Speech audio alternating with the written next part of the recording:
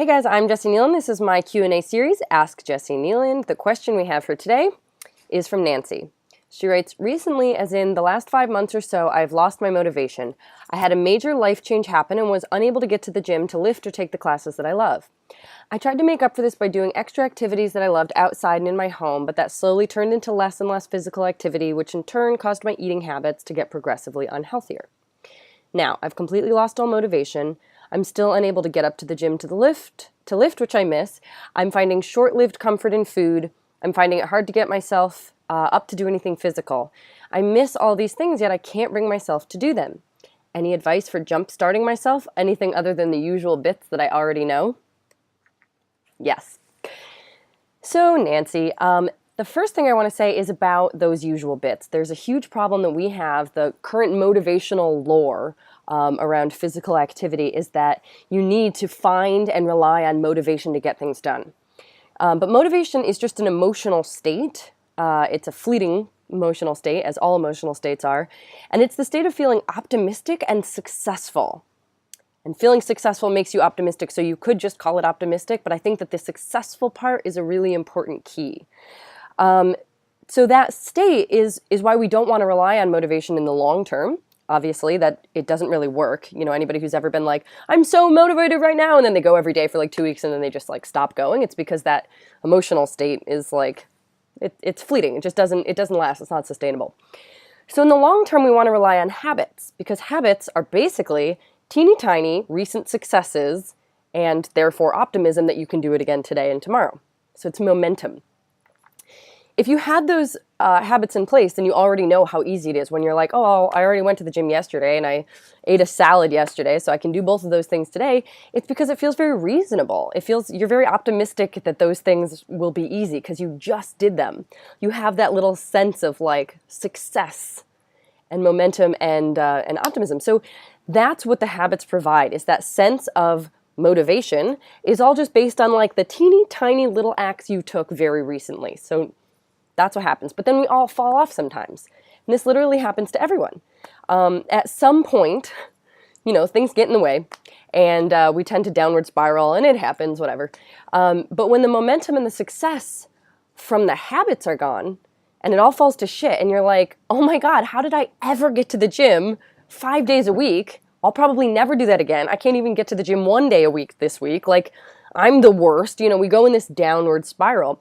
And that's because we've lost all optimism. We've lost all sense of success. It starts to feel really far away. We can't really access it. Like one time long ago, I was able to get to the gym a lot. So this is the exact time that we do want motivation. This is the exact time that you want to call upon an emotional state just to get you, as you call it, jump-started, just to get you moving, to put some of those habits back in place. They'll be really easy to put back in place if you've had them before. The hardest thing is to put them in place for the first time ever. So if you've had them and you're just trying to get back on that wagon, then think of motivation as like you're just trying to call upon to like cultivate a little bit of emotional feeling of optimism and success. How can you do that? Well, first of all, you're going to have to forgive yourself for being where you are. You have to forgive and actually accept that you're off the wagon, so to speak, right now, and that is okay. That whatever happened, happened, and that it does not mean you are a failure. It does not mean there's anything wrong with you. It does not mean anything like for the future you. It doesn't mean you can't do it again or whatever. It just means that's where you are right now. So start with that. Start with acceptance and forgiveness. I'm off the wagon. Do the best you can to like treat that with compassion. Maybe even find a reason that that's a gift. Like I'm off the wagon so that I could, you know, learn this lesson now, so that I could discover what new habits need to be put in place, so that I could, whatever it is, find a reason that this is a good thing in order to fully forgive yourself for being here. Because it's a very interesting new challenge, if nothing else, right? And if you approach it from that place, it's going to be a lot easier to get back in the swing of things. And it will be nearly impossible to get back into the swing of things if you approach it from this place of like, I suck, I messed it all up, I am the worst.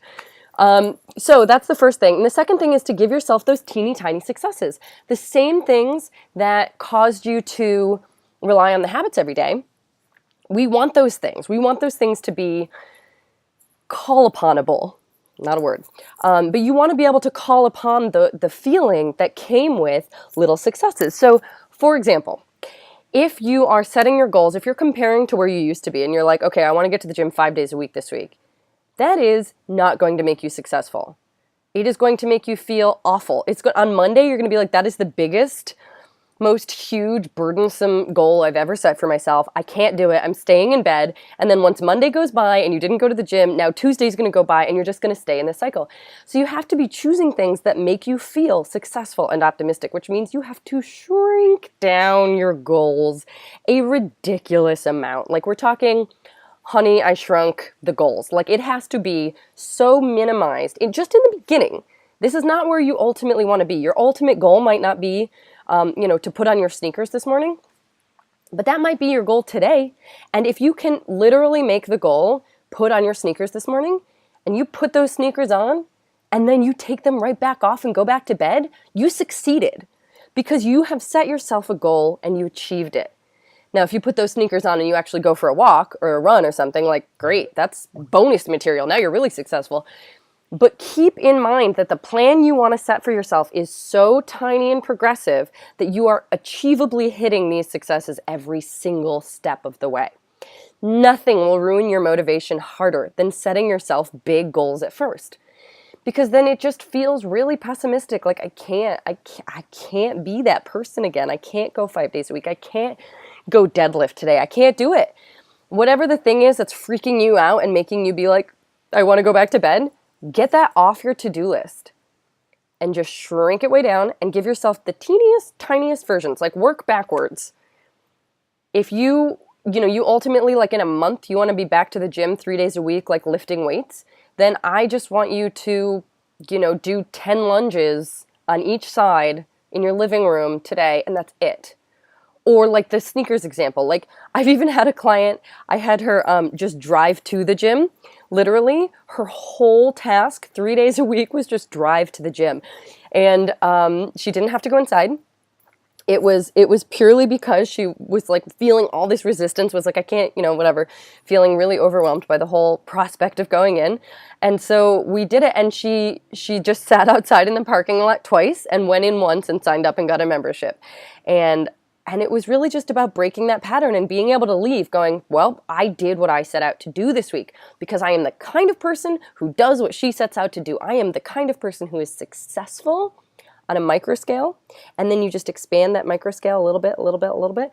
Because once you have those habits in place, if the habit is putting your sneakers on, the habit is driving to the gym, the habit is doing lunges or whatever it is, you're going to find it so much easier to take that habit and make it harder. It will be nearly impossible to just conjure a habit out of thin air and have it be the thing you want. But if you make a teeny tiny habit, you can expand it. Putting it in place is the hardest part. And just know that, like, you're overcoming inertia. This is like an object in motion stays in motion, an object at rest stays at rest. Like, you're at rest right now. You're overcoming the inertia of just being at rest in terms of these habits. And that is normal. But it means that you have to approach it differently than you would approach in the middle of being in a routine. If you were in the middle of a routine and you wanted to kick it up a notch, you'd be working about intensity and structure and stuff. But right now, none of that matters. It's just about putting those habits back into place by putting yourself into a state of optimism and success, an emotional state of optimism and success. And building a plan that progressively, I would plan it all out in advance, like 2 weeks worth of micro progressions that each one every day is a success for you. The kind of thing you cannot mess up. Like if you mess this up, if you don't put your sneakers on, there's something else going on that you're really going to want to address, So make it something you cannot mess up, and something that absolutely makes you cross something off your list and feel successful in that moment. And don't be ashamed of how small the step is. I mean, I keep using the sneakers example because it can't really get smaller than that. Make it as small as you need it to. The bigger you're I know you're thinking right now, okay, cool, I'll just go to the gym and run for half an hour. That'll be my small step. Don't do it. Don't be tempted to go bigger because you just won't make it there. Trust me, please. I've been doing this a long time. Do smaller.